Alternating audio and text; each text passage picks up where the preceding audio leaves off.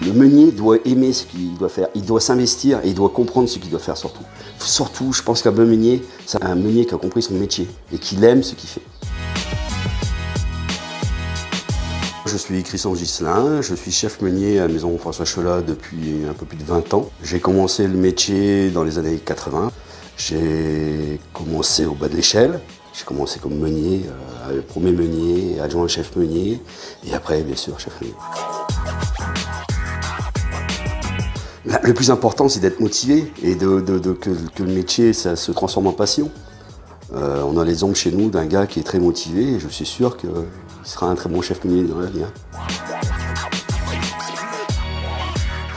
Il y a l'apport de l'automatisme et de l'informatique qui aide beaucoup le meunier. Avant, le meunier, c'était surtout de la conduite de moulin.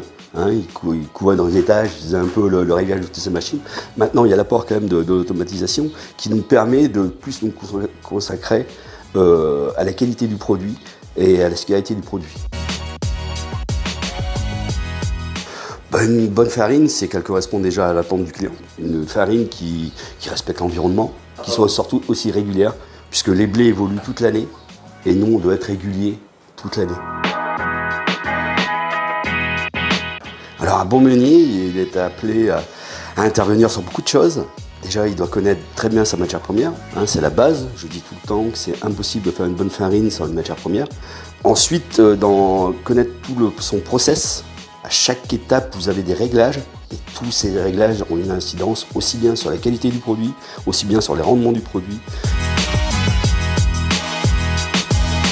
Alors oui, c'est le premier broyeur.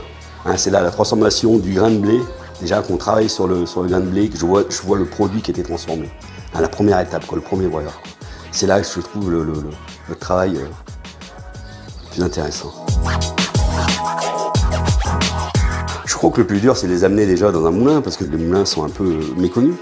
Le gars, une fois qu'il va commencer ce métier, il va l'aimer, je pense. Le plus dur, c'est de l'amener à notre métier.